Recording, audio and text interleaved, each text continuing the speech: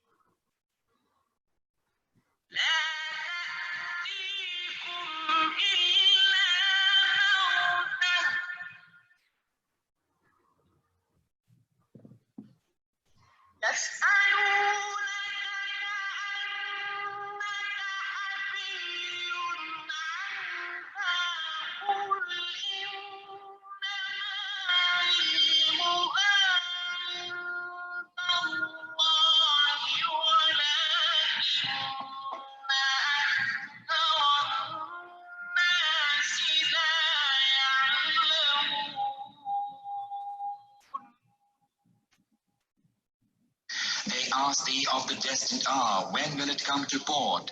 Say, knowledge thereof is with my Lord only. He alone will manifest it at its proper time. It is heavy in the heavens and the earth. It cometh not to you, save unawares. They question thee as if thou couldst be well informed thereof. Say, knowledge thereof is with Allah only, but most of mankind know not. السلام عليكم ورحمة الله وبركاته. الحمد لله نحمده ونستعينه ونستغفره ونعوذ بالله من شرور أنفسنا ومن سيئات أعمالنا. من يهده الله فلا مضل له ومن يضلل فلا هادي له، وأشهد أن سيدنا محمدا عبده ورسوله. اللهم صل وسلم وبارك على سيدنا محمد وعلى آله وصحبه وسلم. أشهد أن لا إله إلا الله وحده لا شريك له، أشهد أن سيدنا محمدا عبده ورسوله.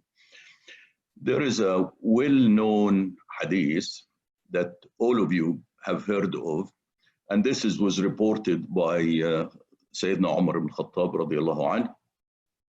And this hadith will refer to, Sayyidina Umar said, while we were sitting with the Prophet sallallahu alaihi wasallam, was a messenger, a man came whose clothes was exceedingly white and whose hair was exceedingly black. There were no signs of travel seen on him, and none of us knew him.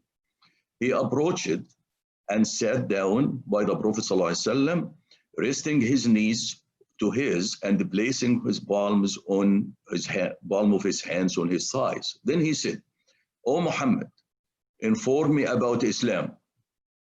So the Messenger of Allah ﷺ said, Islam is to testify there is none is worthy of worship except Allah, and that Muhammad is his messenger, to establish the prayer, to pay the zakah, to fast Ramadan, and to make the pilgrimage to the house, which is a Kaaba, if you able to do it. The man said, "You have spoken the truth." So the group said, Umar, as he related, he said, we were amazed that he was asking him and then telling him that, affirm what he said, telling him you told the truth. So then the man said, so inform me about the Iman. So the Prophet ﷺ said, it is to believe in Allah, his angels, his books, his messenger, the last day, and you believe in the divine decree, both the good and the bad. The man said, you have spoken the truth. Then inform me about Ihsan. Then the Prophet ﷺ said, it is to worship Allah as though you see him, and if you do not see him, then you know that he sees you. The man said, then inform me about the hour, which is the day of judgment. The Prophet said, ﷺ, the one being questioned is no more knowledgeable about it than the questioner.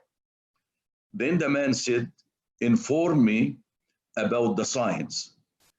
The Prophet ﷺ said that the maid gives birth to her mistress, and that you see the barefooted, naked, destitute shepherd competing in the construction of high building.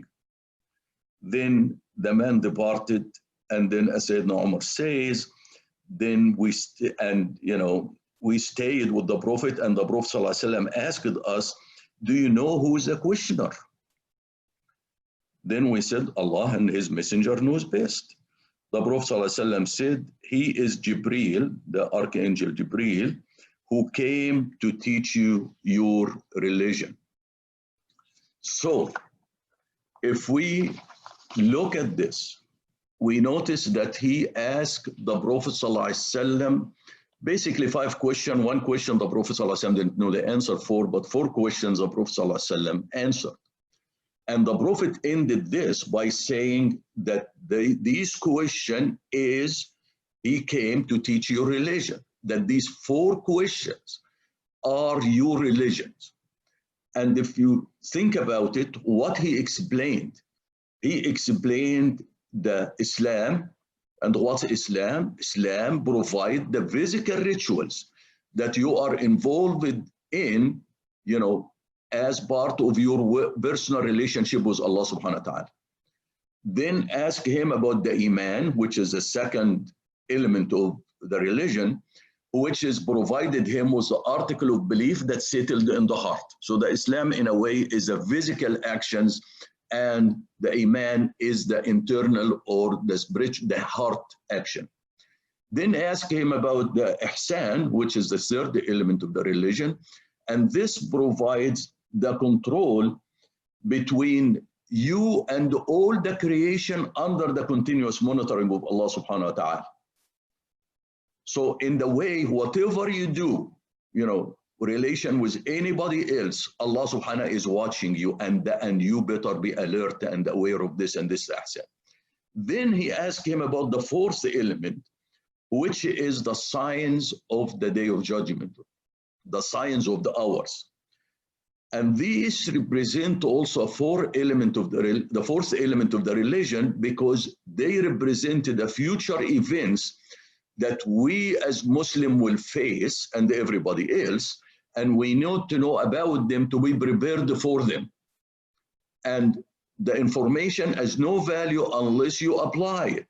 So the issue, when you know what is going to happen in the future, then you establish a plan how to face them when they arrive, particularly since most of these signs represent the tribulation and the challenges, disasters that will happen before the day of judgment. It is clear that no one knows the exact hour of the day of judgment. Nobody knows when is that going to happen except Allah subhanahu wa ta'ala. And before the presentation, you listen to the verse from Surah Al-A'raf, when Allah subhanahu wa ta'ala says, يَسْأَلُونَكَ عَنِ السَّاعَةِ, they ask you about the hour. And then Allah subhanahu wa ta'ala basically respond to the answer. They ask you about the hour. When is it due to happen? Say, its knowledge is only with your Lord, with my Lord. No one can unfold it except he at its time. So that directly Prophet Allah subhanahu wa ta'ala tell them nobody knows the knowledge about the hour except Allah subhanahu wa ta'ala, and he will unfold it in the time that he will select. But he also gave them, he said, who ثقلت في السماوات والأرض, that means it's weight heavy on the heaven and earth. That means it's coming close now. It shall come upon you suddenly. There is not going to be a warning about this hour. It's going to come quickly beyond the signs that you will see ahead of it. They ask you if you were aware of it. Say its knowledge is only with Allah, but most people do not know. So it's Allah subhanahu wa ta'ala repeats it, as they repeat the same thing to the Prophet, that tell them, they still will ask you as if you know, tell them that its knowledge was Allah, but most people do not know that it is only with Allah. Then also there's so many verses in the Quran, but also in Surah Al-Ahzab, a similar indication will happen that Allah is the only one who knows the hours. يَسْأَلُكَ النَّاسُ عَنِ السَّاعَةِ قل إنما علمها عند الله وما يدريك لعل الساعة تكون قريبة. People ask you about the hour, say its knowledge is only with Allah, and what can let you know maybe the hour is very near. So all of these indicate that it is actually near. It is not very far, but obviously near to Allah subhanahu wa ta'ala is not near to us, because we know a day to Allah subhanahu wa ta'ala is like 1,000 years from what we count here on this earth. So it could be, 1,000 of years. Because these verses actually affirm that only Allah knows the time of the hour, the companions refrained from asking the Prophet about information related to it. But Allah subhanahu wa ta'ala and the Prophet actually revealed some of its signs. So why? Because it is important to know what events will precede the hour. And this is why we know it is important, because Allah subhanahu wa ta'ala revealed several key signs in the Quran, and the Prophet ﷺ provided many details, additional details on his own without anybody asking him.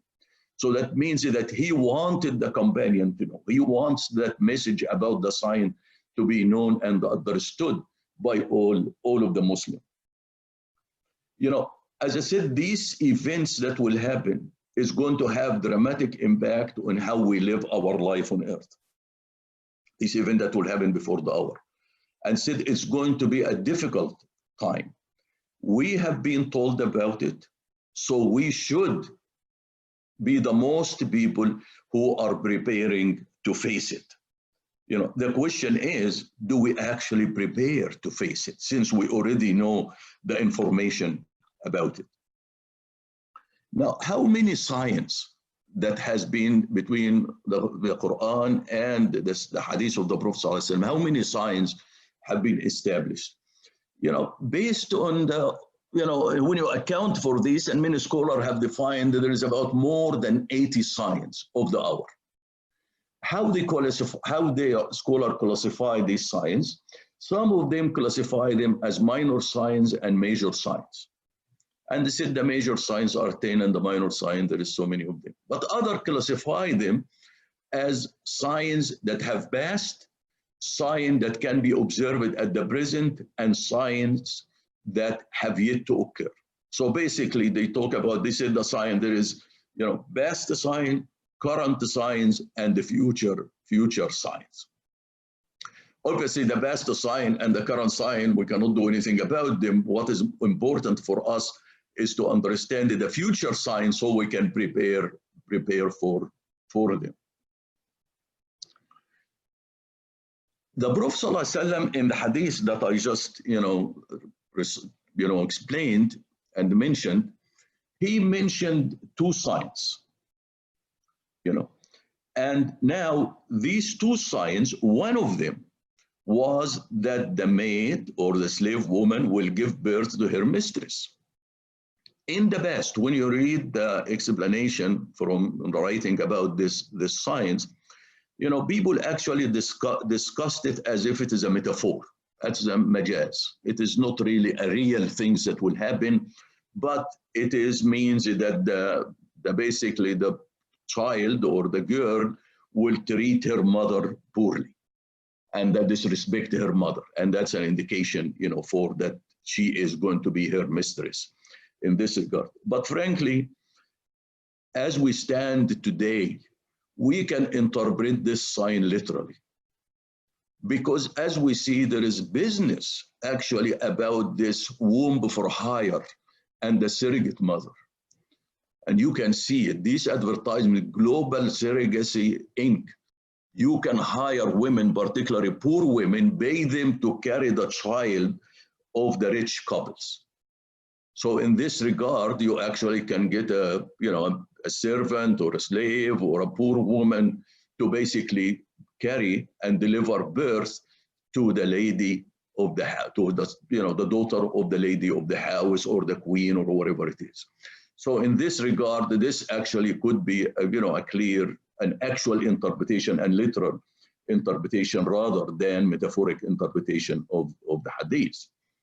The other sign that the Prophet ﷺ have said, he said that the barefooted, naked, destitute shepherd competing in construction of high building. And who are those naked, destitute, and so on? These are the Arabs, obviously, who are the shepherd. You know, Arabia is all desert.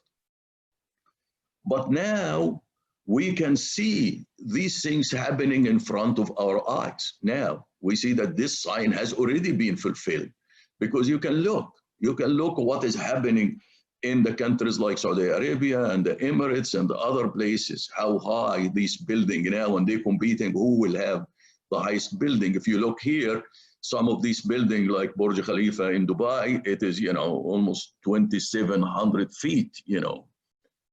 And then you can look to the tower, even the clock tower in Mecca, how high it was. And you see all of them, there is several of them, you can look at the list. So there is this sign about having these, basically the shepherd start competing in the high and lofty building. It's already unfolding in front of our eyes. So now, in addition actually to these two signs, I said there are Quran and both the Quran and the Hadith and the statement of the Prophet ﷺ identified many of them. But one of them I found it actually quite interesting. And this is Hadith that was reported by Abu Sa'id al-Khudri. And the Hadith says, by the one in whose hand is my soul. So the Prophet ﷺ is making an oath by Allah. He said, by Allah, the hour will not come until the tip of a man's hip and the straps of his shoe speak to him about what occurred with his family after he left. I mean, think about it. The Prophet ﷺ telling him that somehow your hip and your shoes will speak, will tell you about how what your family have done after you left them. Early Muslim, when they look the Muslim to authenticity of that hadith, this hadith, they said it's Hasan, it's a good hadith. So, but they designated as gharib. Gharib means strange. That means we cannot imagine what does it mean. They didn't understand. But now, when in the time when we see the cell phones and the pagers, we can see a person put the cell phone next to his, have, you know, the microphone in his ears, and he can speak, he walking, speaking, and all this knowledge is coming from his phone. And now they have even can put it, you know, around in your socks or around your shoes to charge your phone and then also transmit, you know, the information. So we see that this sign also, even it was a strange for them at that time, it already has been fulfilled. So why it is important, you know, that we should know about these signs?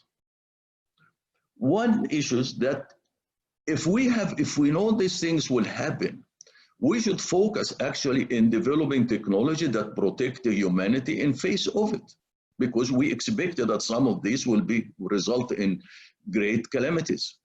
The second one, it actually allows us a better understanding of certain surah of the Quran that seems unclear without taking these signs into account. So let me illustrate first the first objective. Like, if you know the signs, what you need to do. And I'm going to provide some examples of signs that hasn't happened yet, but the Prophet ﷺ or the Quran or Allah subhanahu have revealed in the Quran that they would happen as this. So let us see. The first one of the signs is there is going to be a smoke storm or a dust storm. So the question is, if you face this sign, if we encounter this sign comes and suddenly the whole earth will be engulfed, covered with the smoke, what do you do? How do you prepare for it? You know, shouldn't we start now thinking about it? Work on some, a filtration system, efficient filtration system for your home, so you can survive from this smoky and dusty environment. it's the clothing, how we protect, because if this happens, it's going to happen for a whole year.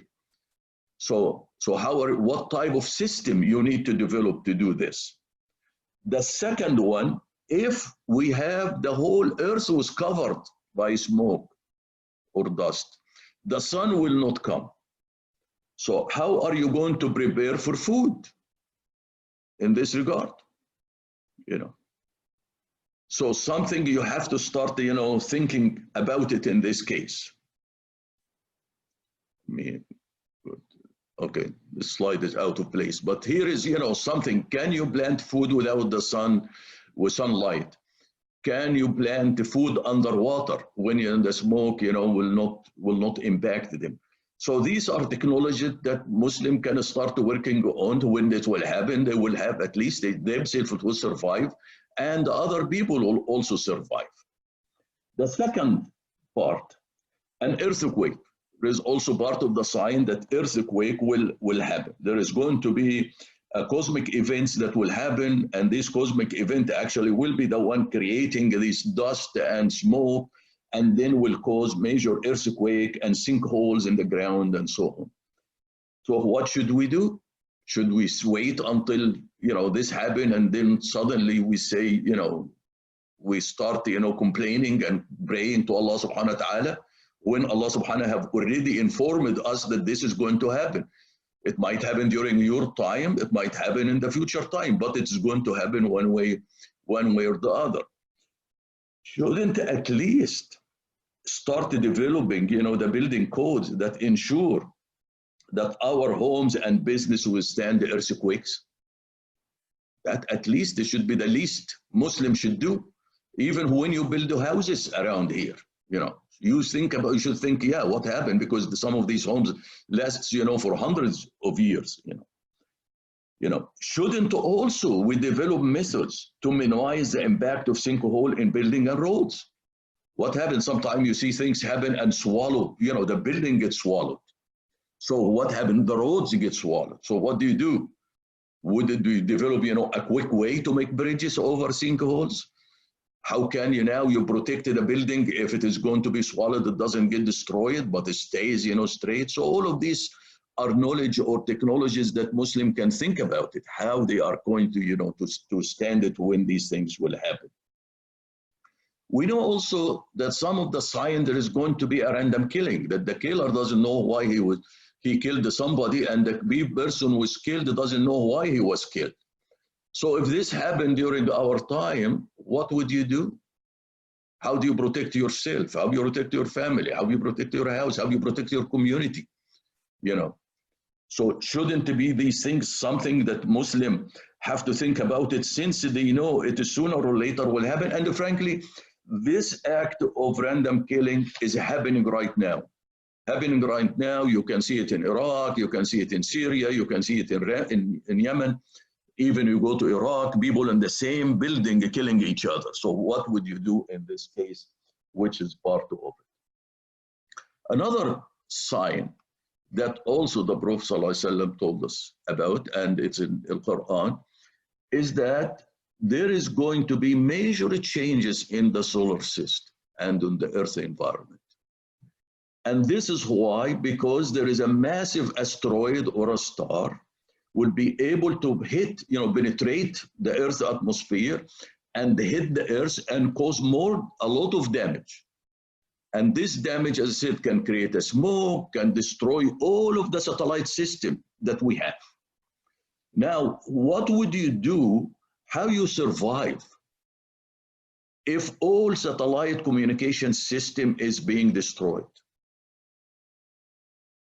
Now, shouldn't we, develop a system that will allow us to continue communication in the absence of the satellites?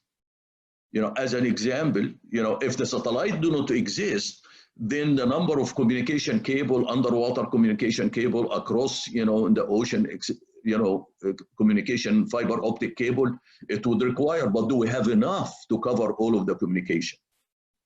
If this happens, none of all our military equipment work on satellites. Our GPS work in satellite. Our planes fly based on information, communication from the satellites. What happens if all of this information is lost? Another one, all your banking system work in the satellite. All of the information are stored in cloud.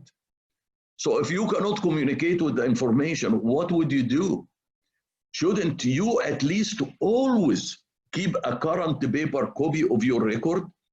Because if the bank cannot, there is no record of your information of your wealth in the bank or your money in the bank or your properties, shouldn't you have at least, the paper copy to ensure to protect yourself?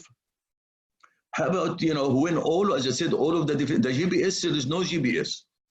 So now you cannot go from one place to another without using your cell phone and finding out the road the phone described for you how to go. What happens if all of this, you cannot no longer communicate? There is no cell phone communication. There is nothing.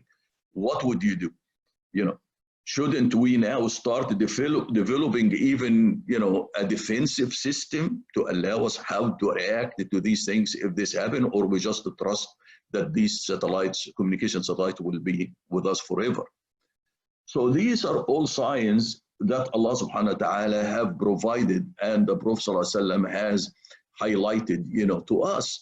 We can sit down and just enjoy listening and reading about them, or we can ask the question, what are we going to do if they happen in our lifetimes? These signs are so important because Allah subhanahu wa ta'ala revealed these signs to all his messengers.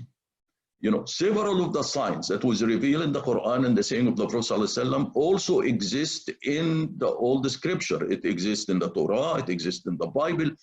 It even exists in far older religious books, about these signs. And why Allah subhanahu wa ta'ala keep emphasizing and telling his messenger to deliver to the people, to warn them and to get them ready for it, And then the other one is whether, the question is not whether these signs will happen, the question is when will they happen? Since we don't know when, we should always be prepared to face them when they happen. We don't know, it might happen tomorrow, might happen next month.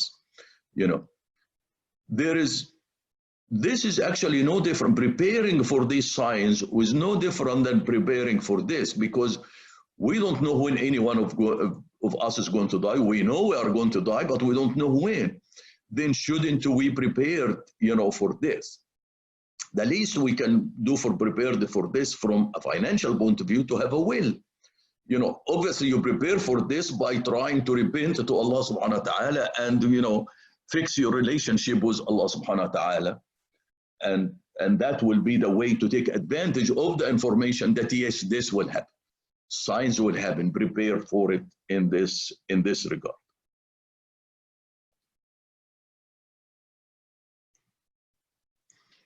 Now, we said there is the second benefit of the signs. It will allow us to have a better understanding of certain surahs in the Quran. And these surah that seems, unclear, as I said, unclear without taking these signs into account. Many of these signs actually are related to punishment. And these punishment, the Prophet ﷺ have threatened the disbeliever of his time with them, but they have not fulfilled during the Prophet ﷺ time. But we know that the message of the Prophet ﷺ, the message of Islam, was neither sent solely for Quraysh and the Arabs, nor for the time of his mission. The Prophet's message is for all people and for all time until the coming of the hour. So any threat that the Prophet ﷺ have made to the disbelievers and has not been fulfilled during his life, it will be fulfilled after the Prophet's life. It withstands. Now, how would we know this?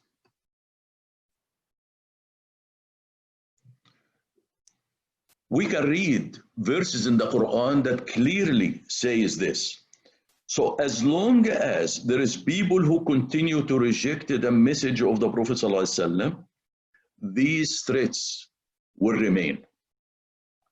For example, Surah Yunus, Allah subhanahu wa ta'ala says, وَإِمَّا نُرِيَنَّكَ بَعْضَ الَّذِي نَعِدُهُمْ أَوْ نَتَوَفَّيْنَكَ فَإِلَيْنَا مَرْجِعُهُمْ ثُمَّ اللَّهُ شَهِيدٌ عَلَى مَا يَفْعَلُونَ. No matter whether we show you during your life some of what we have promised to them or cause you to die before it, still they have to return to us. Then Allah is witness over what they do.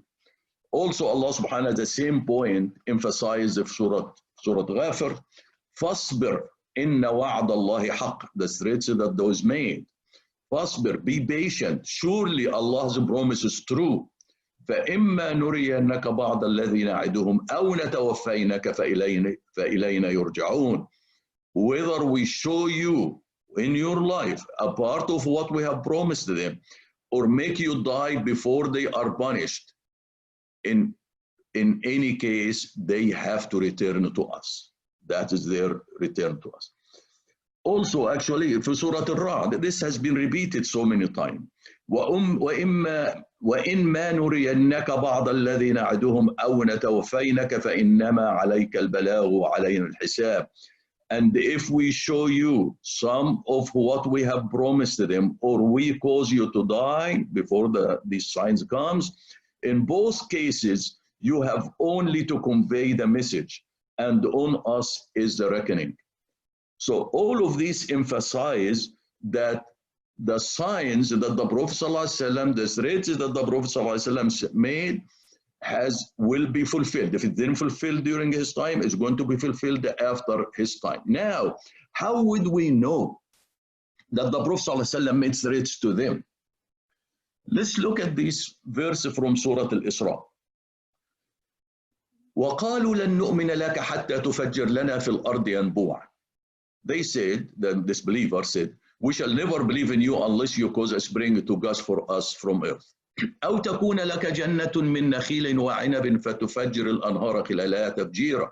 Or you have a garden of date palms and the grapes and cause river to gush forth therein abundantly. Listen to this. أو تسقط السماء كما زعمت علينا كسفا أو تأتي بالله والملائكة قبيل. Or you cause the sky to fall upon us in pieces as you claimed. So that directly means that the Prophet ﷺ, threatened them that if they do not believe, that the sky will fall upon them in pieces. Because otherwise they wouldn't say kama za'amt, as you claim. Or you bring, Allah and the angels before us face to face. Also, Allah subhanahu wa ta'ala gave us a hint of this sign في Surah, Ash-Shu'ara, when he says, لَعَلَّكَ بَاخِعٌ نَفْسَكَ أَلَّا يَكُونُوا مُؤْمِنِينَ. It may be that you are tormenting yourself because they don't believe. إِن نَشَأْ نُنزِلْ عَلَيْهِمْ مِنَ السَّمَاءِ آيَةً فَظَلَّتْ أَعْنَاقُهُمْ لَهَا خَاضِعِينَ. If we will, we can send down on them from a sign from the sky on which their necks will stay in submission. So that directly means that one of the signs or one of the threats that that the Prophet ﷺ made, because it revealed to him that it could happen, that something is happened to come from the sky on them. Look at the first one, تسقط السماء, that something is going to fall from us. And this one will be so stunning to them that their necks will be looking up and frozen on the signs, and it will come to them. So as I said, as long as we see these things happen, that the disbelief still continue, the violation of Allah's rules continue, this punishment could happen, in it. Also, there is other nature of the punishment that we will see.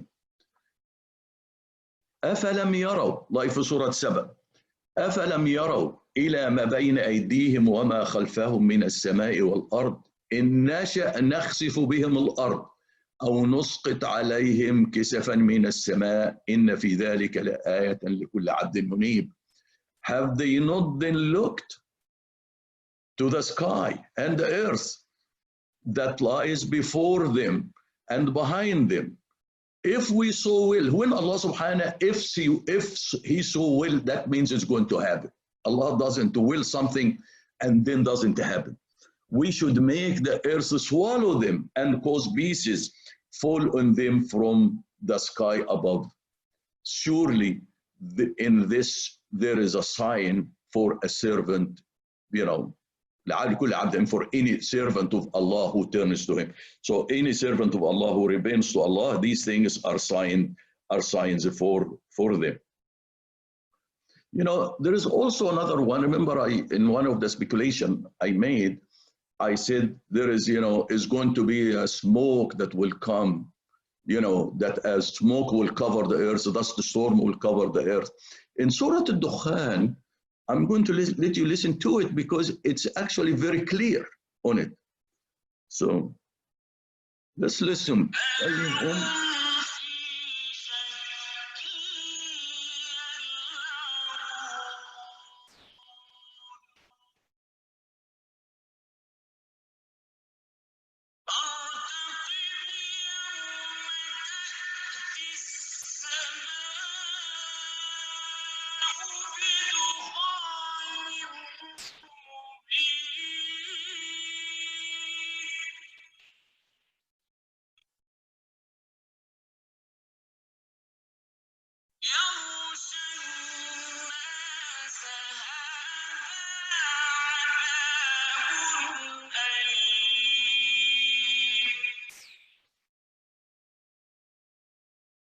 So what is the verse?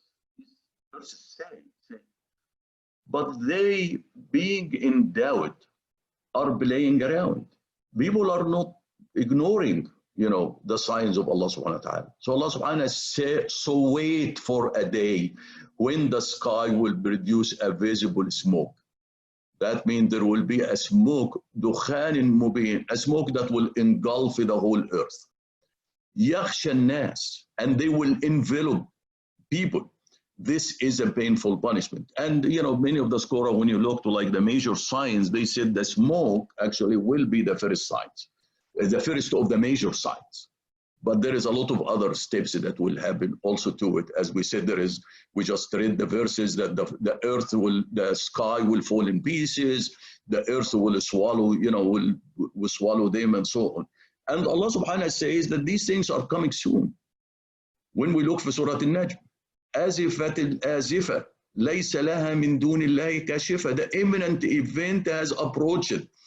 There is no one beside Allah can disclose it or can remove it. And then Allah subhanahu wa ta'ala tells us for Surah Al-Isra that these punishment, these signs will occur everywhere. وإن من قرية إلا نحن مهلكوها قبل يوم القيامة أو معذبوها عذابا شديدا كان ذلك في الكتاب مسطورا. There is no town, but we are to destroy it before the day of judgment or punish it with the severe punishment. That is set forth in the book. So when you look at all of these verses, we recognize that we can actually take them and formulate a picture about what is going to happen based on these signs, particularly the signs that will come from the sky, and then they are related to each other. And there is verses in the Quran that actually, unless you understand these signs and connect together, you will have hard time providing a clear explanation and understanding of these verses. One of them, for example, or surahs, Surah Al-Tariq. Surah Al-Tariq, you look at their interpretation and explanation. But if you consider this surah in the context of the science, you come with completely coherent actually understanding of the surah. Because if you look the surah, you find out is basically has talk about five topics, although it's a short surah, 5 topics that appear to be unrelated to each other. But if you consider it, then you can connect to each other. Another surah, for example, Surah Al-Nazi'at, how you connect to them, because the words audit has, you know, an oasis, and then suddenly how you explain them. And when you look to the books of hadith, you will have so many. So these books, you know, books of tafsir, then in these books you cannot really make you feel there's differences of them, and it is not very clear what it means to you. So, but anyway, I'm going to stop now, because if I go the other one, it's going to be took so long. So next time, inshallah, I'm going to try to draw the picture, you know, and that's obviously, you know, I'll draw the picture from these multiple signs, and you can do the same thing, by the way, and then look at, for example, Surah Al-Tariq and Surah Al-Nazi'at, and see how we can interpret and derive a coherent understanding of the surahs without feeling them that they are fragmented as we read them. So that is your assignment actually for next week, inshallah, that you look at the tafsir of this surah, Surah Al-Tariq, which is Surah 86, and then, you know, Surah Al-Nazi'at, and then we can, when I come discuss, draw it, you can, you know, judge whether I came with a good interpretation, or you would like the interpretation or the tafsir that you have seen. So, and I said Surah Al-Tariq is a short surah. It is 17, you know, 17 verses. So I will leave you with this one at this point, and inshallah I'll do the dua, and then we'll come to the questions after this. اللهم صل وسلم وبارك على سيدنا محمد وعلى آله وصحبه وسلم. اللهم اهدنا فيمن هديت، وعافنا فيمن عافيت، وتولنا فيمن توليت. اللهم بارك لنا فيما أعطيت، وقنا واصرف عنا شر ما قضيت. إنك يا ربنا تقضي بالحق ولا يقضى عليك. اللهم ادخلنا برحمتك في عبادك الصالحين. اللهم اخرجنا من ظلمات الجهل والوهم إلى نور العلم. اللهم علمنا ما ينفعنا، وانفعنا بما علمتنا، وزدنا علما. اللهم اجعلنا ممن يستمعون القول فيتبعون أحسنه. اللهم أوزعنا أن نشكر نعمتك التي أنعمت علينا وعلى والدينا، وأن نعمل صالحا ترضاه. اللهم اصلح لنا في ذريتنا، إنا تبنا إليك وإننا من المسلمين. اللهم اكفنا بحلالك عن حرامك، وبطاعتك عن معصيتك، وفضلك عمن سواك. اللهم بفضلك ورحمتك أعلى كلمة الحق والدين. اللهم انصر الإسلام وعز المسلمين يا أكرم الأكرمين. Oh Allah, spread your mercy upon us, shower us with your blessings, increase our knowledge, grant us forgiveness, and reward us with the company of the prophets in the Firdaus al-A'la. Oh Allah, purify our heart, strengthen our faith, increase our knowledge, and make us benefit from what you have taught us.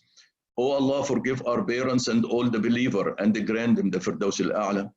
Oh Allah, remedy our sick and grant them full and speedy recovery. Oh Allah, grant our son Ma'raj and our brother Munshi and our brother Javid, you know, and speedy recovery. Oh Allah, ultimate cure, there is no cures but yours. Oh Allah, grant them a cure that leaves nothing of ailment. Oh Allah, grant the family of our sick patients and wisdom to tolerate these current that they are being subjected to. Oh Allah, grant us the ability to be grateful for your favors which you have bestowed upon us and upon our parents, and that we may do righteous deeds that are pleasing to you. Oh Allah, guide our children, protect them and make them righteous. Oh Allah, accept our repentance, wash our sins, answer our supplication, establish our evidence, and guide our heart. Oh Allah, we seek from you all of the good, whether we know it or we don't. And we seek your refuge from all evil, whether we know it or we don't. Oh Allah, we seek you seek refuge in you from incapacity, from laziness, from fear, from greed, from poverty, and from the torment of the grave. Oh Allah, we ask you every name you have elected for yourself, that none of us leave this gathering, but his pains have been relieved, his worries have been removed, his debts have been paid, his weaknesses have been concealed, his sins have been forgiven, and his needs have been fulfilled. Oh Allah, you said, Id'uni astajib lakum. Ask me and I respond to you. Oh Allah, we are asking you as you have commanded. Oh Allah, accept our dua. Subhanallah wa bihamdih adada khalqih wa rida nafsih wa zinata arshih wa midada kalimatih. Subhanallah wa bihamdih adada khalqih wa rida nafsih wa zinata arshih wa midada kalimatih. Subhanallah wa bihamdih adada khalqih wa rida nafsih wa zinata arshih wa midada kalimatih. Wal asr, innal insana lafi khusr. إلا الذين آمنوا وعملوا الصالحات وتواصوا بالحق وتواصوا بالصبر وآخر دعوانا أن الحمد لله رب العالمين والصلاة والسلام على خير المرسلين. اللهم صل وسلم وبارك على سيدنا محمد وعلى آله وصحبه وسلم. سبحان ربك رب العزة عما يصفون وسلام على المرسلين والحمد لله رب العالمين.